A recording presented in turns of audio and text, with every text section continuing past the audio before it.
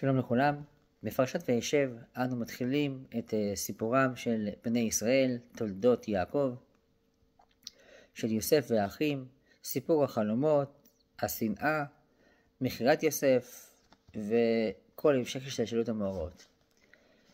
תחילת הפרשה מעלה כמה קשיים.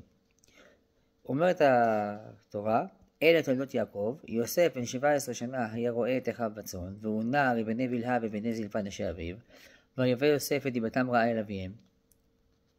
ואילו דיבתם רעה שהוא הביא אל אביהם נעלמה מכל הפרשה. ישראל אהב את יוסף וכל בניו למרות הדיבה. האחים שנאו את יוסף בגלל שישראל אוהב את יוסף, ולא בגלל הדיבה שיוסף מספר עליהם, שהיא לכאורה חמורה הרבה יותר מאשר רק זה שישראל אוהב אותו יותר. הרי זה עיקר הבעיה, הוא מספר עליהם דיבה. בנוסף, בחלום השני שיוסף יספר לאחים, כתוב, ויחלום עוד חלום אחר ויספר אותו לאחיו, ושנייה אחר כך, ויספר אל אביו ואל אחיו, אבל הוא כבר סיפר אל אחיו. למה הוא מספר שוב? לעניות דעתי ניתן באמצעות השאלה השנייה לענות גם על השאלה הראשונה. בעצם, הפסוק אלה תולדות יעקב הוא סיפור המסגרת של הקטע. הוא מספר בקצרה את השתלשלות העניינים. בשלב הראשון, יוסף בן 17 שנה היה רואה את אחיו בצאן. ישראל אהב את יוסף וכל בניו, זה היה כשהוא היה בן 17 שנה. בן זקונים הוא לו, הוא בנו הצעיר, הוא נולד לו לעת זקנתו.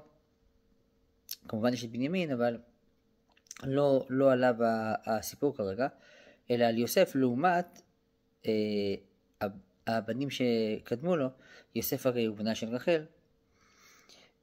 בשלב הזה ישראל אהב את יוסף וכל בניו, והאחים רואים את זה, והאחים שונאים את יוסף ולא יכולים לדבר איתו לשלום. אבל הם עדיין נמצאים איתו, ולכן הוא היה רואה את אחיו בצאן. הוא הלך עם אחיו לראות את צאן אביהם. שמה הוא מספר להם את החלום. החלום של יוסף מדבר בכלל על מציאות אחרת לחלוטין. לא מדבר על ראי הצאן, אלא מדבר על עבודה בשדה. והנה אנחנו מעלמים עלומים בתוך השדה. יוסף והאחים נמצאים בחלום, הם עובדים בשדה, מעלמים עלומים, ואז בצד יש התרחשות, שהאלומות של האחים משתחווים לאלומה של יוסף.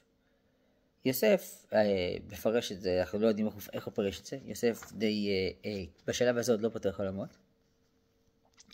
אנחנו יודעים לומר שבסופו של דבר האחים אכן באו אל יוסף בשביל לשבור אוכל. הם באו להתפרנס מכל התבואה שיוסף אסף במצרים. זאת אומרת, הפרשנות של החלום בכלל הייתה על כך האחים לא משתחווים ליוסף, אלא שפרנסתם של האחים תלויה ביוסף, בתבואה שיוסף אסף. אבל האחים, כנראה בתוך שנאתם את יוסף, פרשו אוטומטית, המלוך תמלוך עלינו, אם השם תמשול בנו. אוטומטית פרשו את זה, כהמשך הסיפור של אהבת ישראל ליוסף, שיוסף יתנסה עליהם ורוצה למלוך עליהם. הדבר הזה יושב כמובן על שורשים קדומים יותר, על המתיחות שבין רחל ולאה, ולאה שהרגישה שנואה, וירא השם כי שנואה לאה, מול רחל העקרה, שהיא הייתה אהובתו של יעקב. ועכשיו האחים בהמשך אומר, הנה עוד פעם שוב, ישראל מעדיף את יוסף, בן רחל, על פנינו בני לאה.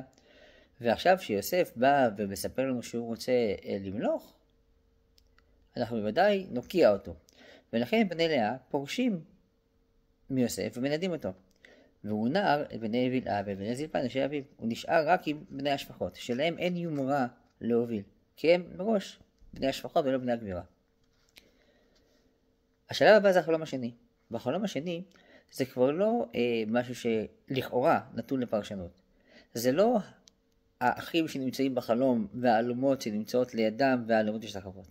עכשיו בחלום נמצא רק יוסף וגרמי השמיים, שמש ירח וכוכבים במספר מדויק, 11.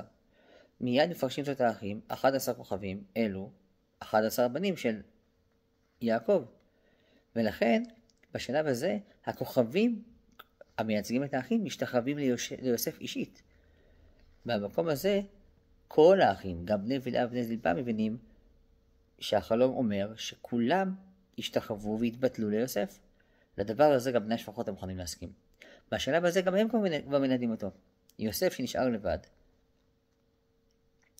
מערב את יעקב, מספר שוב את החלום, ויספר אל אביו ואל אחיו. הוא בא ליעקב ואומר לו, תשמע, האחים נידו אותי.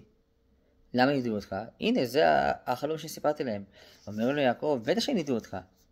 גוער בו. איך אתה מספר דבר כזה? נבוא, אני ואמך ואחיך להשתחוות לך ארצה?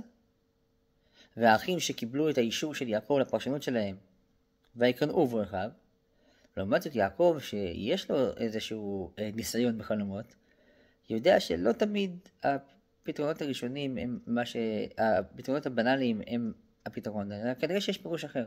הפירוש הזה יתוודע בהמשך. אז יעקב שומר את הדבר, הכוונה, כרגע באמת נראה שיוסף לא בסדר. יוסף כרגע רק מפריע לאחים. ולכן את זה שיוסף בא ומספר ליעקב שהאחים נידו אותו, זוהי דיבתם של האחים. ועל דבר הזה יעקב כבר לא מבליג, יעקב כבר גוער ביוסף. תודה רבה.